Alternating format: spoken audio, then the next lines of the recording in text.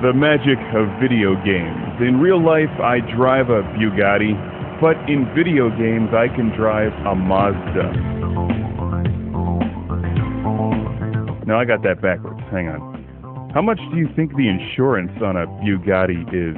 I guess that's one of those questions. If you have to ask, you can't afford it.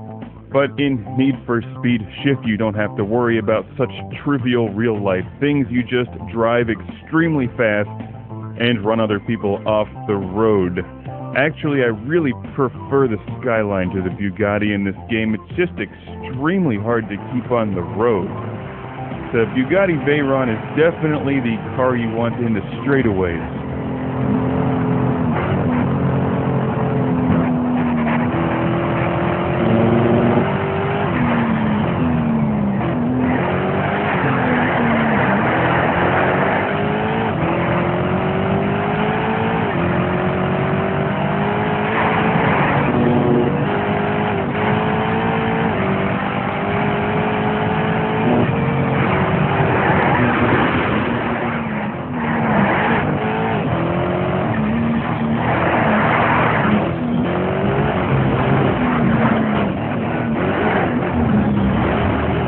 You know, for a $1.5 million car, that's exactly what I expect it to do. It should also transform into a robot and shoot things.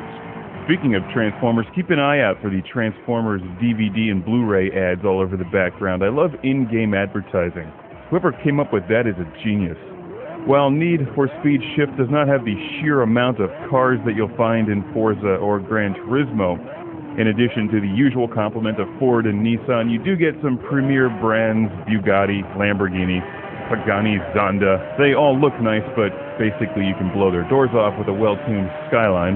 Here's the new Lamborghini at Silverstone. There's some nice tracks in this game as well.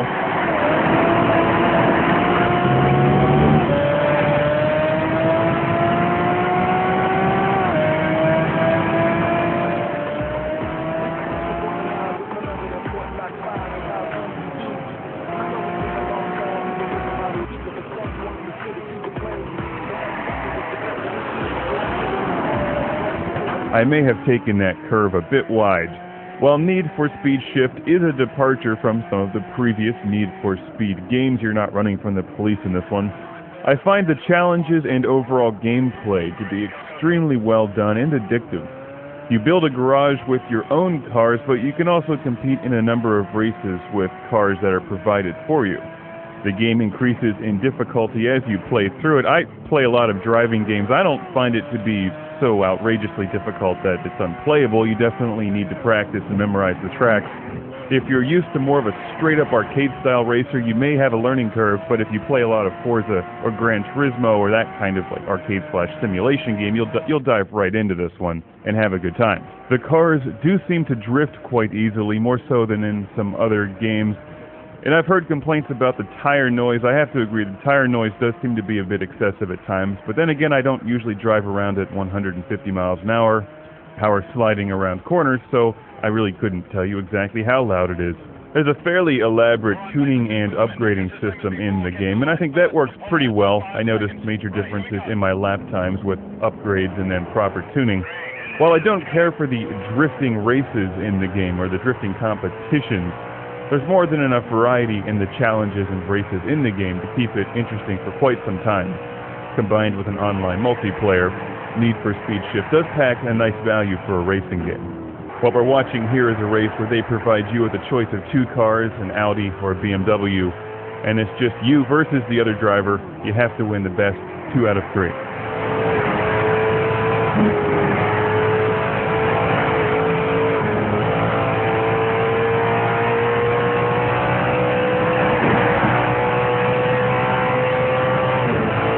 There's a nice camera blurring effect when you start going extremely fast, focusing your vision right ahead of you. The game also plays extremely smooth.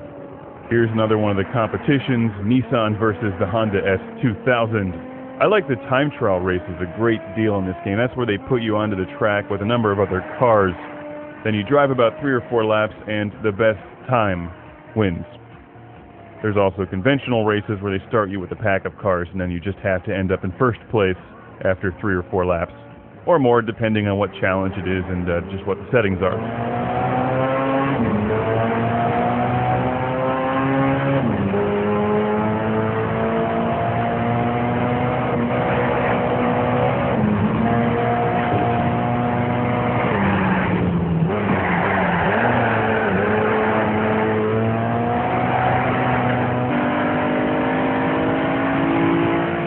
When you look at these track racing games that have a lot of different cars and tracks, the bar for quality has been raised extremely high thanks to the Gran Turismo series and Forza and numerous other games.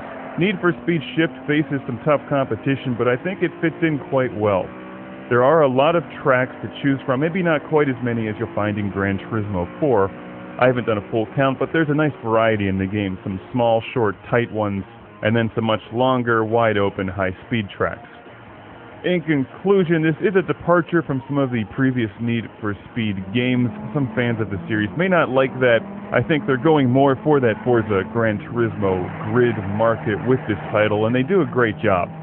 I don't know that it's a replacement for my favorite driving games, but it's certainly one that I've enjoyed spending some time with and intend on continuing to play.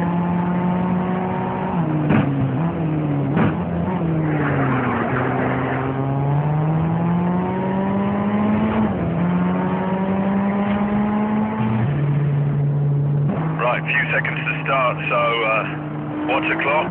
When time's up, that's your last lap. This is it. Good luck. Wait for the green.